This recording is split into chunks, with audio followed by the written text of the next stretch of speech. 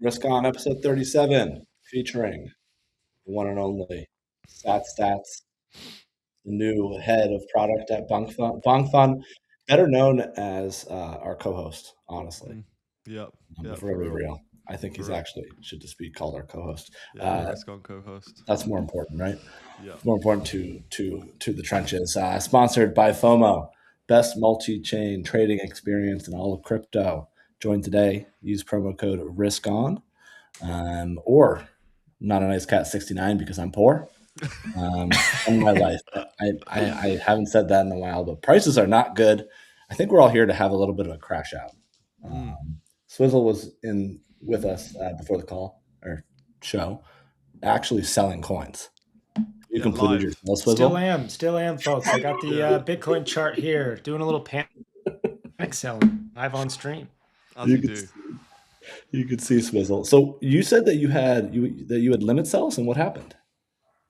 You Yeah, didn't. I mean, I've expressed my sentiment a little bit over the past couple weeks that I was short term bearish, but as the fool that I am, I didn't really act on it. I had the long term holder mindset, which, as we know, always plays out so well in crypto. And yeah, last night and this morning, I was like sitting in bed and I was like, because BTC over the weekend, I think it went down to like 74K, kind of bounced back up, but it was, Mm. the TA indicators would suggest like 82K was a reclaim, and it just was like a pretty weak bounce, like we didn't even, I think 78K was the highest we got. So as I was going to bed, I was like, I'm going to set some limit sells. Hopefully it bounces and I can like, I haven't touched any of this Bitcoin in pretty much a year, but I was like, I'm going to get out. I'm going to de-risk a little bit. I might actually rotate and hide and hype a little bit more than I already am. But when I woke up, it was lower. It looked really bad. So I lowered my limit sell, thinking, okay, we'll get to a point we can get out. And in fact, when you start doing that and lowering the limit, it's probably a good sign. It's going the other direction in retrospect. So probably should have just hit the market sell. But here we are. Feel like we've said this for about 9 months straight, but it sucks that this has been happening. And now the question is, what do we do from here? Mm. Unfortunately, I think probably a little bit more pain on the horizon, but I'm not used to being a bear. I'm not comfortable being a bear. This is new territory for me, and it sucks, man. Yeah. We're It playing sucks Woods to see game this at the happening. moment. We're playing God, Woods I game. wish I wish my wife would let me go on camera. I might do a little bear dance for everybody. Yeah, he's won again, man. I can't. Another list of wins. The fucking 2026 bear market. We've won again. I wish, man. I mean, I still lost a considerable amount of money in the last year. Mm. Like, let's be real. I just didn't lose as much as a lot of people did. Yeah. Swizzle. As much as swizzle. Is that what you wanted to say? I wasn't saying any names. I wasn't going to say any names. Didn't want to say any names. But yeah, eventually I'll do my bear dance for everybody. I'm practicing it. Not looking forward to No that, big man. deal. No big deal. The interesting thing is, like usually when you have, really bearish price action, it's like everyone kind of logs off crypto Twitter. There's not a lot to talk about. It's just kind of dead and desolate and kind of a ghost town. Kind of not the case today, though, right? Mm. Like it seems like there's just a lot of shit going on. Yeah, I think that's a good segue into what literally just came out with Vitalik and the ETH L2s. Like this is real bear market activity. If we're being completely honest, like this is the sort of news that hits during bears. And yeah, it's a bit of a tough spot for ETH L2s. I don't really know where that leaves them. Yeah, This The is actually founder, insane. it's This is actually insane. insane. the This is founder of the crazy. L1 is sort of leaving you guys in the dust and telling you guys, look, we don't actually need you anymore. We're good on our fees, and the reason you were created, the pain point you created, doesn't actually exist anymore. Like we've solved that problem ourselves. So yeah, Wait, so this is obviously Ansem like screenshotted this, but when did Vitalik post this? Was this like in the this was last this is like just as he posted this, basically. he posted this today? Yeah. Yeah, he posted this like a few hours ago, maybe 2 hours ago. Holy shit, man. Yeah, so I forwarded some of the charts of ARB and OP and some of the ETH L2s, and it looks like a straight TWAP down. and no bounces as of yet. And it's like, why? What reason do you have to bid these anymore? What reason do you have to bid a ETH layer 2 anymore? What they don't solve any pain in crypto if the founder of the main L1 ETH is saying they don't actually need them anymore. Wood, you're kind of like I feel like you were an early ETH user, so you I was. might know the history of this more. But what was what was the narrative when the whole L2 thing really started up? And wasn't he like one of the biggest proponents of doing this? And I might be speaking incorrectly here, but ETH as a chain was so fucking slow because of NFTs and whatever. Like it would, like you remember what happened to Solana when Trump launched, which just broke. Mm. ETH was broken every single day for 2 years or whatever it was. That was how ETH was. You had to like push transactions through. Gas fees were $400 or $500. Like it just didn't work. Whenever there was a big mint or a big token was running, the chain would just stop functioning. So there was a need for side chains where you could do other things and actually like transact on them. And ETH couldn't build it out fast enough. Solana was around at the time as well, and and Solana basically won this whole L2 thing. So instead of Arbitrum winning or whatever the other idiotic ones are, Solana ended up winning. And then ETH now is faster because one, no one uses it, and two, they have they have also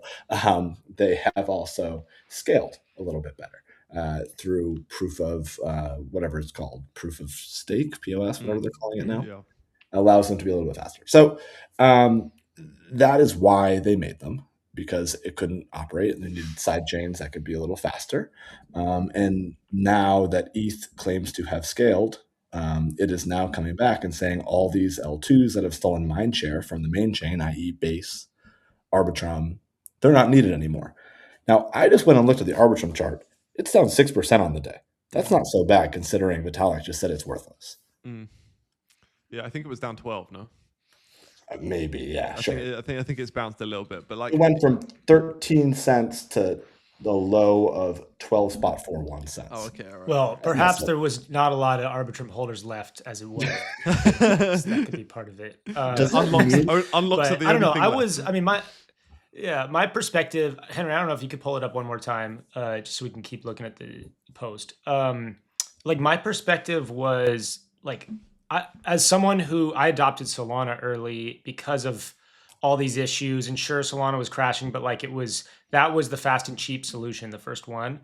I'm just kind of looking at this and like, to me, regardless of if you agree or disagree, like anyone else posts this statement, and I think it's like, okay, we can have a conversation about that. Like if you got Santi or, whoever coming on Thread Guy and debating with Hasib the future of all this stuff, that's one thing. But to me, when the founder comes out and says this, it's like, okay, what I really am concerned about now is just like the disorganization of leadership and chaos and misaligned incentives. Like that's what's so bearish about Ethereum as a whole, and anything now like connected to it is my concern. But maybe I don't know if you guys interpret that the same way. No, I'm the same. Where does this leave a chain like Monad?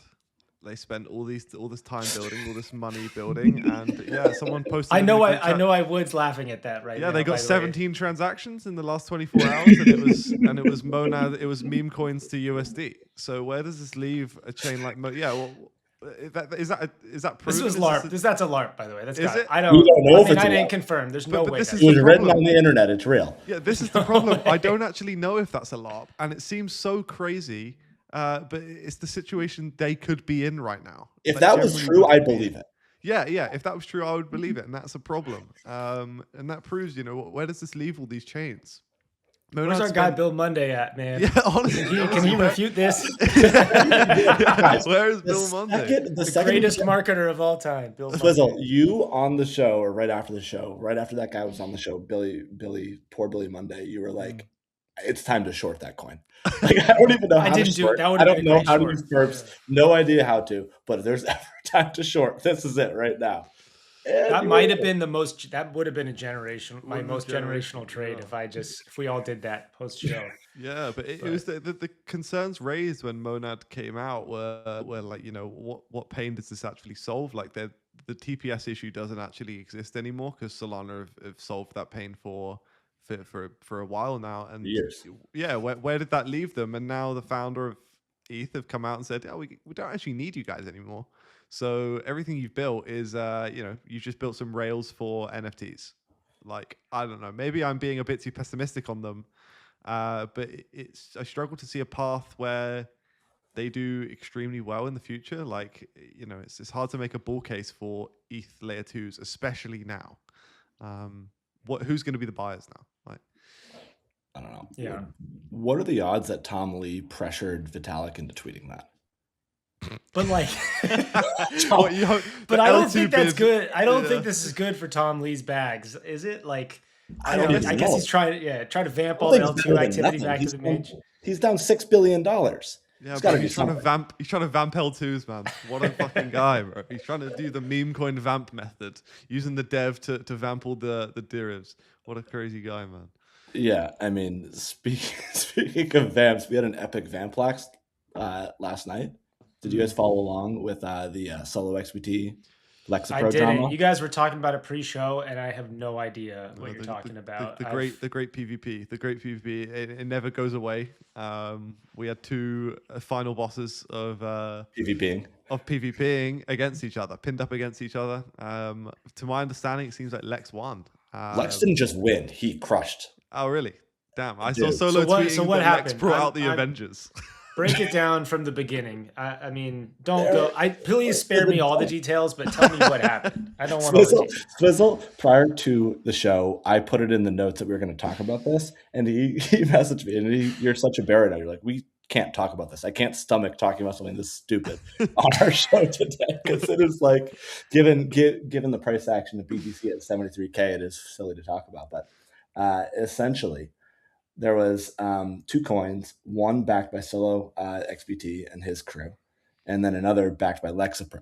Now, Lexapro, has a reputation around here. People don't love him. And Solo XBT was saying some really mean things about Lexapro. So mean that I don't even think we can show him on here. Lexapro took it like a man and said, you know what? I'm going to keep fighting the good fight.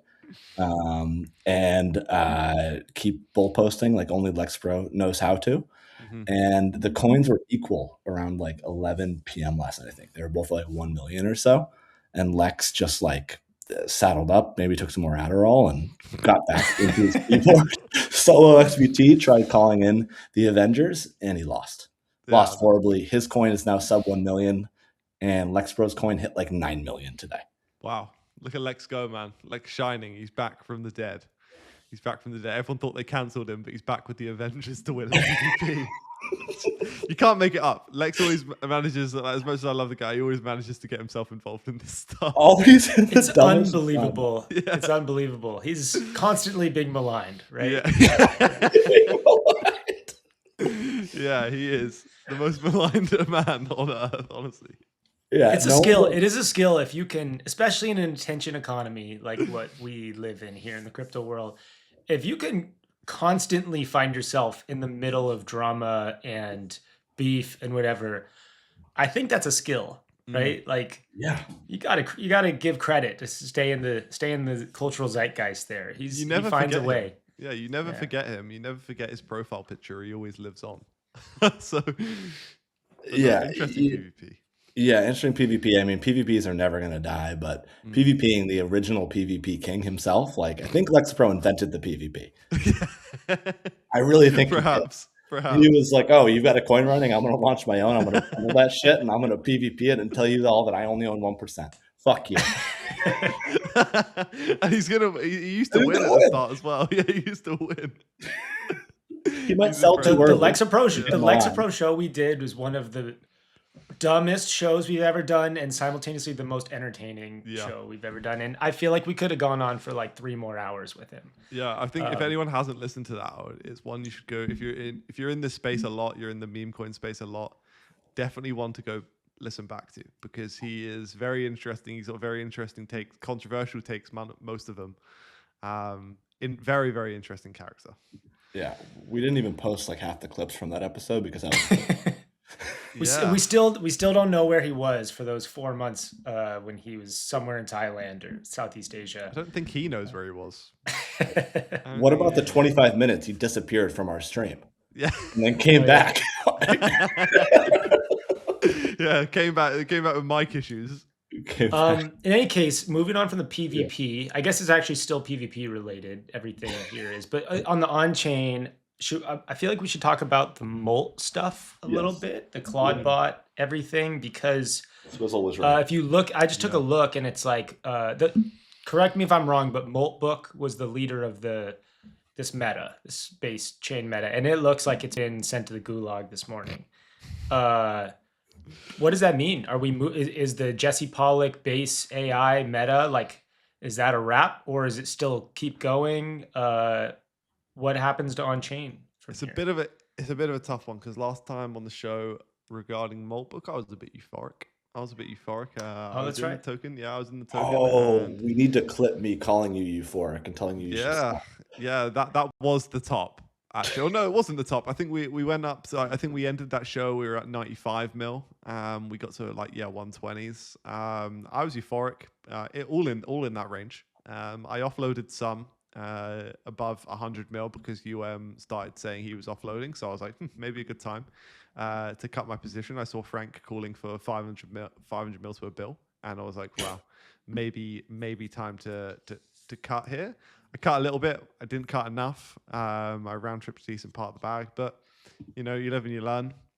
Learned this lesson 5 times, 6 times over now. Probably will never learn.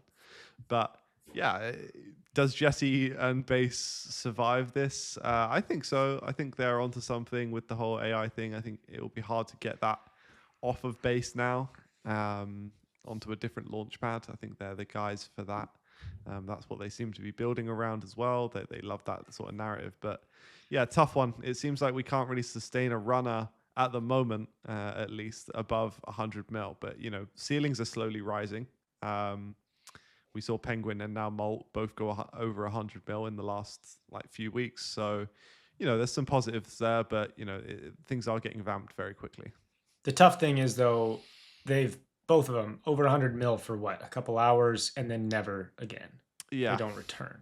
We don't really get second legs. We get one strike up, and then liquidity rotates into whatever the next thing is. And it went from Penguin to Maltbook. Back in the day, we had a lot of liquidity, so we could maintain 2 runners at the same time. And now it seems like we can only really maintain 1 for now. For now, at least. I think a few months ago we couldn't even maintain 1 runner to 20 mil even.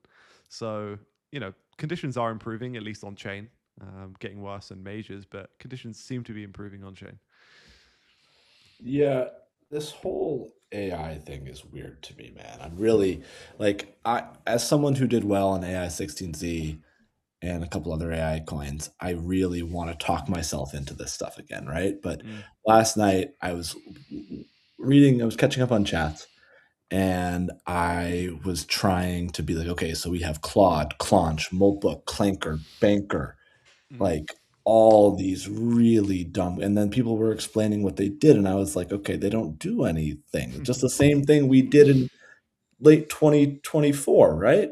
Just on base chain and with a different and maybe slightly different base layer. Like, we're using Claude now instead of nothing before. We're not doing anything different. We're not solving any problems that need to be solved. The whole Mac Mini thing is so dumb to me still. It's like I still can't wrap my head around. I haven't even opened my Mac Mini yet. You're speaking to 2 Mac Mini users right here, guys. Come on. How much use have you gotten out of your Mac Minis? How's your calendar looking? Calendar's looking extremely full, unfortunately, but emails are looking as the same as they did before pre-Claude. I guess it's just it's like having ChatGPT, but more accessible on different apps. I think that's the only. It is. You can hybridize. You can put a few of these things into one place, and then you just text it something before bed, and then it'll be there waiting for you in the morning. It's pretty cool. I'm a little scared. I haven't put all the permissions in there because I'm nervous to give it personal details, as I feel like you should be. But Sats just did it, so he's got it all in there. Yeah. Mm-hmm. Yeah, so if you see any rogue tweets from the Bonkfun then you know where they come from. They come from my Mac Mini. Yeah. Blame that guy. I think back on the token front, I think one of the issues And it's funny because like we talked about this, we were in DMs and Yeah. we missed a few of the things, and so maybe we were thinking it was Cope, but we were kind of texting each other on the side. Hey, none of this new AI meta stuff makes any sense, right? It's just the names of the tokens. We think all these people are kind of delusional. There's no AI season, and then 24 hours later, I hit you. I was like, because Molt ran to 100 million, a bunch of stuff was going. I was like, damn, we were wrong. and then 24 hours later, We we were check right. back in. Oh no, we were right. But I think part of that is it's like you have things like you said, Sat, ceilings are raising. There is activity, there's some liquidity, there's stuff happening, and some tokens are doing well in terms of the ceiling it hits. But the difference between meme coin trading in 2023, 22, 24, the AI season of a year and a half ago, it's like there's no like community building, there's no real belief or sustained engagement with what's going on. And so to me it just feels like it's rotational gambling. It's not trading, and it's not even like, cult like accumulation or whatever, because even if something goes high the first time, if there's no real sustainability to it, it kind of doesn't matter what the ticker is. It doesn't matter how cool the concept or project is. Like, no one is hanging around for it. Mm. And so we're just pumping shit out, and it's like part dilution, but more so than the dilution, I actually think it's just the trading culture now. It's just become like, I know we jokingly called it a casino before, but it's really acting as a casino now, and that doesn't really interest me personally. Mm. It's a It's bit of too like hard to predict PTSD, this isn't it? stuff. A bit Yeah. of PTSD from a lot of participants, what they struggle to get around, and it's still the mentality of people still struggle things to hold things overnight. You don't know where you're going to wake up on, because the solo XBT Lexapro situation, you might pull out the Avengers and vamp your shit. And there's some big issues there. And it does take a few coins to change that mentality. Maybe we're getting there, maybe we're not. We did see. It's just I think the main thing is ceilings are rising. I think that's the only positive to look at. But yeah, The ceilings are rising, but I'm going to make maybe an argument that it feels almost as if people are coming on chain to try to extract as much capital as they can before everything goes lower. Mm. Like, maybe ceilings are rising because this is one final rotation on chain. Or do you think people come on chain because there's just nothing else to bid right now? I think it's a combination of things. There's no opportunity in majors right now. Yeah. So you're creating opportunity, but like it's all the same capital. Like, you would see Molt go down and Claude go up, and then Claude go down, and then Molt go up, and then Clinker go down, and then Banker go up. And it was like there's no fresh liquidity. It's just people selling Banker to buy Clinker. Yeah. I think if you look at the raw prices and ceilings that these things go to, you say there is opportunity. I would say there's not as much actual functional opportunity as it looks like, because how fast the rotations are and how highly engineered this stuff feels right now. It's very engineered by I feel like in a way that, unfortunately, if we sit here, we still might get hurt by it, but like we know the kind of the rules of the game. If you've been around, really focused on the mechanics of how this stuff works, and how to read some indicators, or what this bundling stuff that's going on clearly, you might be able to kind of navigate it, and you win some, you lose some. But like, we always used to have this kind of idea of like onboarding the normie, the average user, and bringing them in and kind of growing the pie. It feels like stuff is specifically engineered in a way that is impossible for the average inexperienced user to win. You cannot win doing that if you don't know what's going on. And that's why I would say there's really not as much opportunity, because I think a lot of these numbers are inflated by some engineering tactics, and the actual time to get in and out is shorter. And like, if you recognize something that's interesting or a trend, by the time anyone outside of the crypto Twitter bubble sees it, it's over already. So it's tough. It's not a great situation. You But definitely have to be extremely tapped in now to to get things. Like you have to be finding Penguin, etc., things like that early. It was a bit like lightning in the bottle for them guys. I remember someone said that, like the Trump admin tweet, the Mark Anderson in the bio, like there were so many catalysts that just aligned straight after that you can't predict that when you first buy and you're first hanging on. So I said this on the FOMO podcast yesterday, but it's more like the people who are winning on chain who are the people who are playing with ports. They're just accepting that they could just run it to zero overnight, and they might hit Penguin, but then they're also going to hang on to something that's going to vamp.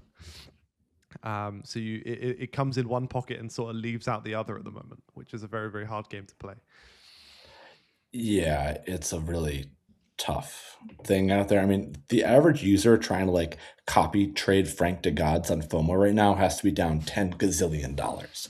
You know, like, what's going on? Like, if you're on FOMO and you're looking at these guys on the leaderboard and you're like, all right, I'm going to believe. And then the guy just starts like wrecking a chart. And then you're like, oh, I believed in this and I didn't check on it for 12 hours. And now I'm down 80% and I bought the top because I copy trade, and it just like you break these systems of trust. I don't know. I was talking to Swizzle about how I don't like copy trading earlier. And I think it's actually not great for the space. But if you're not really tapped in on like easy mode right now, like in easy mode, yeah, you can buy stuff and whatever, and you can win. But right now, man, like even if you're really tapped in, it's really hard. I can't even imagine being a normal ass person trying to trade. Yeah, Definitely work, don't copy trade, folks. Yeah. Copy trading is a losing strategy. Yeah. Even if you're copy trading a non-bad actor, which you're probably not. You're probably copy trading one of the aforementioned. But don't do it. It's not gonna go well. Yeah. You're better off just taking some random guesses and losing than copy trading something that's surely engineered. So yeah, I think a lot of people come into the space and that's how they get started. Like they end up copy trading a big trader, and they're like, oh, this can't go wrong. This guy's more informed than me. This can work. But sometimes they're not really that informed than you, and you're better off making your own decision. If I'm honest. But they are like one of the reasons a lot of those people are successful is either bad actions. I'm not going to refer to those people, or like extremely locked in online, chronically online, and agile, where they flip and change based on whatever narrative or meta like shifts from 1 hour to the next. Like if you're setting copy trading scripts or whatever, like you're clearly not doing that, and that's gonna be tough. So which I got to give it to Frank. He is he is always online, and he is tapped into every meta. I really got to give it to him. Like if there is a trend in crypto, he is first there, always. Yeah. The one thing is like, when I first started here, I assumed that all these people on crypto Twitter like knew everything and had like insider tracks onto everything. And then like you kind of like grow in the space or whatever, not saying like I'm like we're like whoever, but like you realize that no one really knows shit. And we're all kind of just like trying to figure it out. So like that's what I think a lot of people don't really realize. It's like people like, oh, like there's cabals and there's bundles, and it's like maybe there are, but like I don't think it's that many people doing it. No, it's not as sophisticated as people make out. No, it's not as sophisticated as you think it is. No, people think everyone's got this like master plan and like they're running this master operation. Like no, we're all just PvPing each other. Yeah, literally. We're all just PvPing each other, and in my eyes, that's how I've seen it. But hopefully the trenches can keep decoupling, and BTC, whatever happens. That is the most positive thing I've seen out of all this. Like, BTC is clearly in a rough state, and we are probably in a bear market, but the trenches keep on producing decent numbers, and there's things to do, there's things to bid. But like I said before, that might just be because there is a lack of innovation anywhere in crypto at the moment. The only things that are going crazy is probably private deals, which is regarding stable coins behind the scenes, which no one has access to. So people look for games to play wherever they can. But the good news here, speaking of innovation, is we have a great guest on the show today who we're going to talk through some innovation that could potentially happen, because there is a launch pad that just made a pretty good hire or a terrible hire. We'll find out. Unclear. Unclear as of yet. But yeah, Sats, you surprised us after we nominated Wood on stream, jokingly for the job, and you are the new head of product at Bonk, or is it at Bonkfun specifically? Bonkfun, yeah. At Bonkfun, and I think it was a pretty savvy move in the sense that, like, you know, you're someone who has leveraged a lot of relationships, and you, if nothing else, have been chronically online and don't sleep, and so you know what's going on at all times. You've seen the successes and failures of Pump Fun and all these other launch pads. You got in and got out very quickly when you realized Pasternak had some red flags. Like, you've seen it all. Yeah. So yeah, man, how did this come together? And let's talk about it a little bit. Yeah, I've definitely been through the ringer in terms of launch pads and being involved in things that, you know, I was heavily critical on Pump. I was heavily critical on Bonkfun at the start. And obviously I was bullish on Pasternak and also very critical of him as well at times.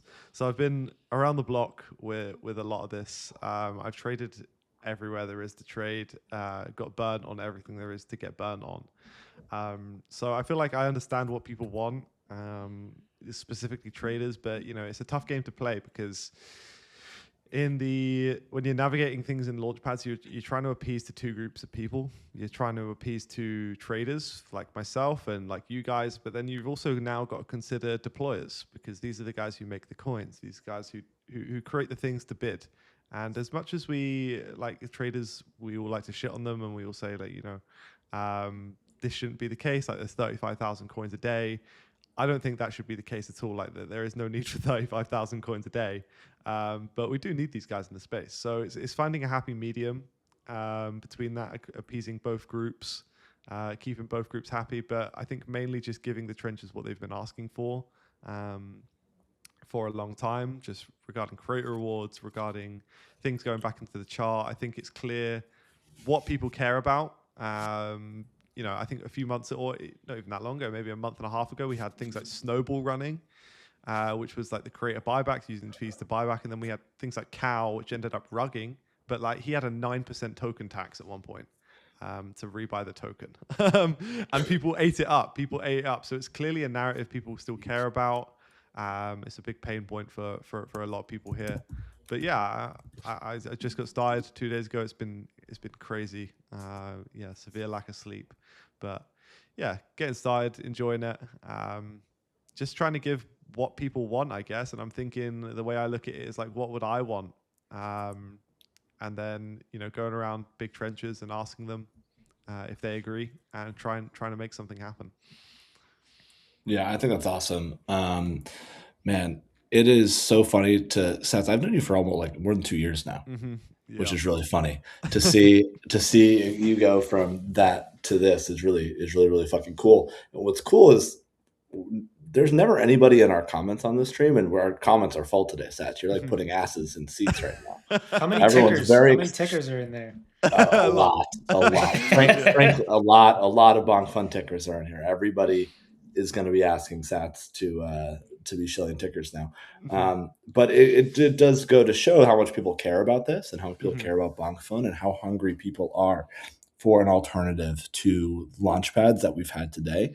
And I think you, you know, not to kiss your ass too much here, but I think you are truly coming at it from a place of a user. And also, you know, you're a younger guy, so you're connected with a lot of the audience in a way that I think some of the Bonk guys probably aren't. I get, you know, I don't want to say anything bad here, but I get the sense that they're maybe on the Wood age type spectrum of guys, trying to run memes and whatever. So I think bringing in a younger face is really, really great, and someone who understands and has a deep network will be really good for Bonk. And I'm excited to see what you can do. And I think it's just awesome that they took the step to show that they care about the trenches in that way. And dude, your post about being hired had like 150,000 views or something. Yeah, it done like well. It's clear how excited people are about like a change or someone doing something. I guess like what made you excited about the opportunity? Yeah, I think there hasn't been someone in a role where it's clear they've been in the trenches for since day one. Like I've been doing this for 2.5 years, just every Yeah. single day.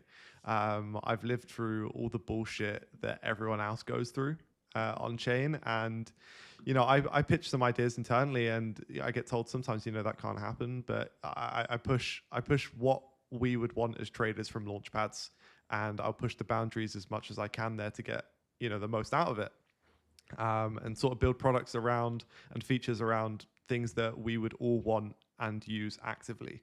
I mainly want traders to win. I want it to be the best place for opportunity in crypto, because I think there's a lot of places in crypto where it's there's a lot of extraction, and like I said in my post, I want to try and keep money on chain, keep money on chain, keep money in the ecosystem, and keep it flowing around, because that's what leads to higher prices at the end of the day. So yeah.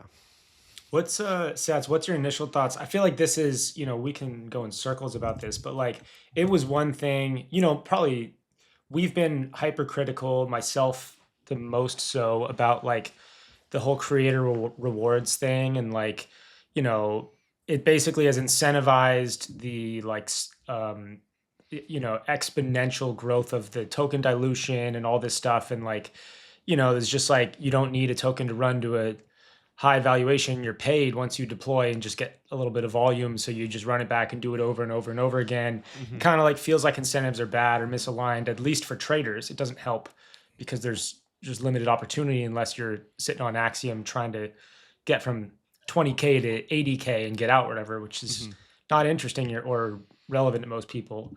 But then obviously now, like, you're sitting from it and it's like, it's one thing where we criticize it and we say, this is bad. Yes, this is bad. We all agree it's bad.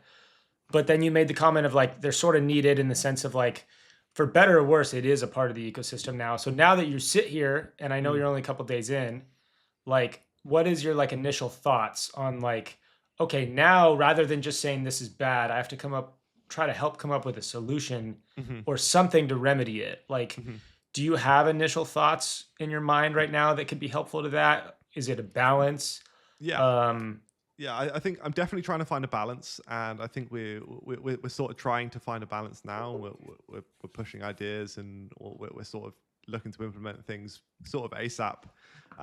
But yeah, we're trying to find the balance. I still do think my tweet still does stand. What I posted, I think a week ago, like 2 weeks ago. Creator rewards definitely need to change. It currently rewards one side of the trenches, which is deployers, and doesn't really give back to the people buying the coins and pushing the coins forward. And it's about finding that happy medium, what benefits both. And there definitely is solutions there. It's a tough game to solve, which will need evolving as time goes on. We're going to get it wrong. We're 100% going to get it wrong, but we're also going to get it right. But it's about staying and moving fast, not letting changes we do which are wrong, and like not sitting on them, trying to let them brew, like cutting our losses with changes and moving forward with others. But it's about, I guess, pushing the space forward as a whole. I think Pump has proved, I'm not shitting on them at all. They're a great business. They do very well, and they've made some good changes themselves. But it's clear they move based on what their competitors do. They let their competitors move first, and then they will change. So, in my opinion, if we can make some changes happen there, what affect the whole ecosystem and pushes all the launch pads forward, I think that's a positive in my eyes, and that's what I would deem a success.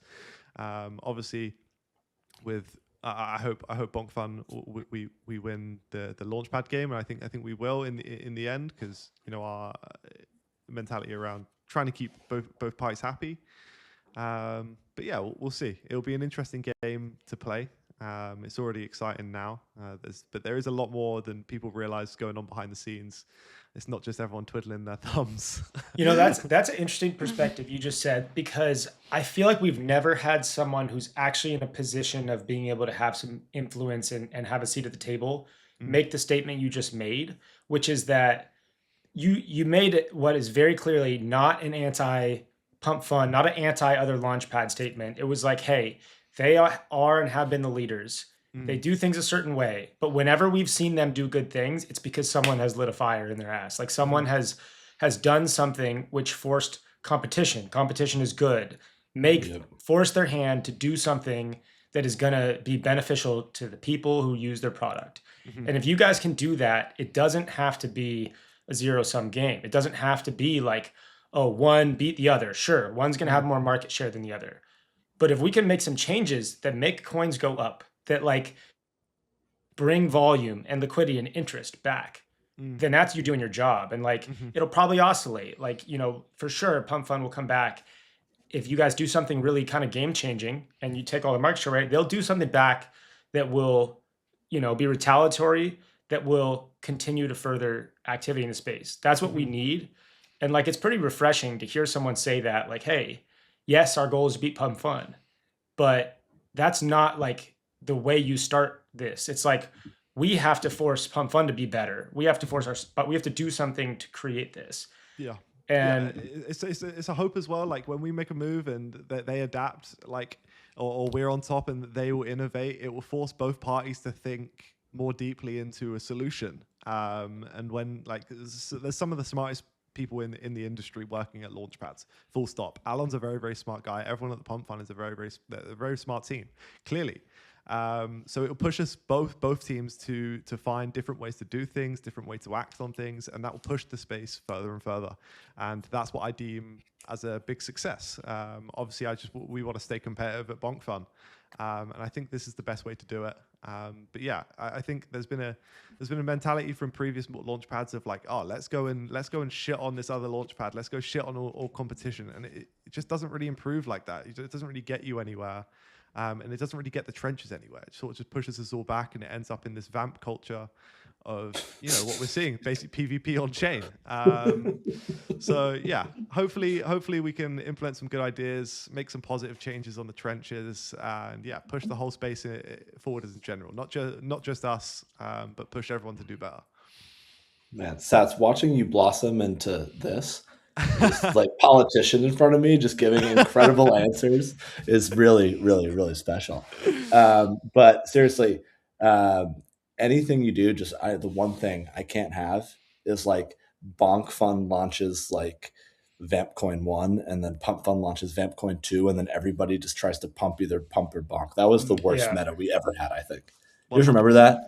Yeah, it was just so petty, man. It was so petty, and it just destroyed momentum. It was boring as well, you know? man. It was boring. It was so boring. Like I traded that, and it was just like you were in one coin, and I've traded pump tickets. Like I'm not going to sit here and say, oh, like I've only traded bonk tickets my whole life. No, I've traded pump tickets, I've traded bonk tickets, and both have been good at times. But that was the most boring shit to play.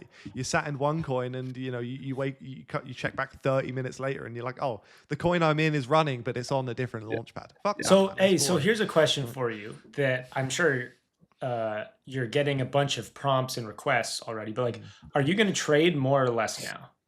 Are you still going to trade? Definitely less. I'll be selective on what I buy. I won't trade off like tracked wallets or anything, but like I'm still going to trade. It's part of the game.